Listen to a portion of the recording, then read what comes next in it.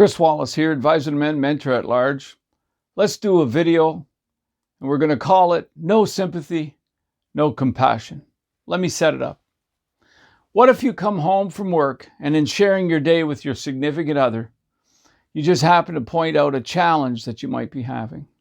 I don't know, maybe it's a difficulty with one of your coworkers, a technical problem, or a challenge with one of your bosses. What if instead of understanding you were met with scorn or even a scolding? Be careful with this one. If it's all the time at home, it could be a couple of things. If you find that she's never taking your side when you share your day with her, it may stem from this. One, she could be low in agreeableness and extroversion and high in neuroticism. And when your complaints might trigger uncertainty in her, and she pushes back. She might not have any choice. She may do it subconsciously. Let me explain. Women need powerful men, and they rely on us to rescue them from their insanity at times. It makes us pretty useful to each other. How are you going to do that if you can't manage your own conflicts or challenges? That's what she's thinking. You might ask, is that even fair? Well, in which case, let me explain something else about women. All over the world, she is the primary caregiver.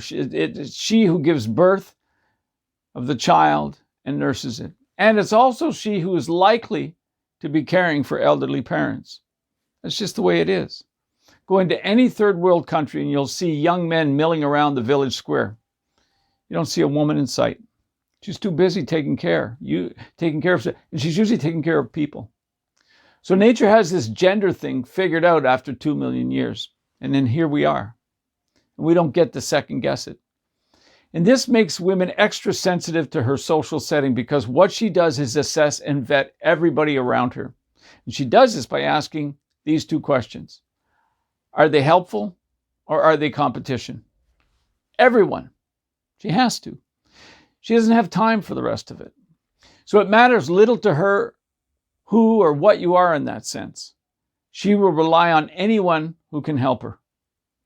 Neighbors, friends, relatives, parents, grandparents, siblings, her children if she needs to, men, employers, governments and social institutions, churches. She's always measuring and assessing, looking for those who can assist her cause while cutting loose her competition. You wonder why women are such great shoppers and can find bargains? That thriftiness is an offshoot of a deeply entrenched survival trait. It's the hunter-gatherer in us. Both men and women can hunt and gather if needed, but men tend to do the hunting. Women tend to do the gathering. It's just preferences. So, what does this mean? For one thing, it kills the idea of hypergamy and relegates the gold digging to a tiny proportion of confused women. That's what it means. A woman will bring anyone in on her cause if she thinks it'll help. Not just men. Anyone. You're not that special. You are just fair game when compared to her task of nurturing life. See the difference? You get it? It also means when she chooses a man, when she risks it all for him, usually when he has nothing, she is hoping, praying that her gamble pays off. That's her pact with the universe. That's why women push good men to be better men. Nature gave us this gift. What, you want to curse the heavens? I prefer to work with what nature gave us. The universe doesn't make mistakes. We don't get to second guess this. Think of that. She has 20 good years of fertility. You have triple that and more. Having said that, a woman might also be negative because of how she was raised. Don't forget, her mother has the same trait. And it could be mom lacked the finesse to be able to encourage her daughter, and especially if she felt under pressure in the same way. It happens. Fear gets passed down along generations. We know this. In which case, you might be able to talk to her about it and ask her to be a little bit more sympathetic. You could try, I see, I think, I feel, I want. Let me give you an example. I see that you're not supporting me when I share something about work. I think I'd like to be able to talk to you about my day without you pointing out where I went wrong. I feel disappointed by this and I consider it disloyal. I want to share some aspects of my day with you, and I hope you can be more encouraging. If you can't, I will not share it with you. That's all I'm going to get. I see, I think, I feel, I want. She may not even realize that she does it, but there's something else too. She might not be the right person for the job. She might be telling you that your lamentations make you look weak in her eyes, that it fills her full of uncertainty and makes her anxious, but she won't say that directly. How would that conversation go? Think about it. So now you know. In which case, why burden her? Let's talk about expectations. Try to notice her tone of voice and her body language. And if you can discern that your sharing creates tension in her, spare her, man.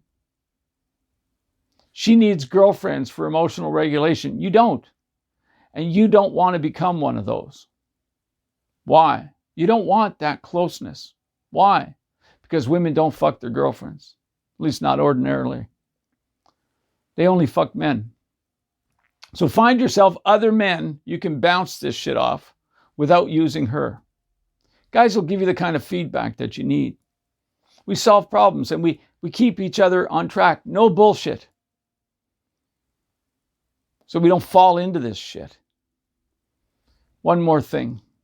If you find yourself doing this regularly with your woman, if you find yourself bringing your problems to her, it could be that you're still in the throes of a need for mother's unconditional love. It's natural. All men have it to a degree because our model for love is our mom. Hers was the all-powerful father. See the contrast? You need to abandon this need for mother's acceptance immediately. The boy must leave the mother to become a man. No questions. Have you left your mother? Do you still yearn for her kind regard? Your woman is not your mother.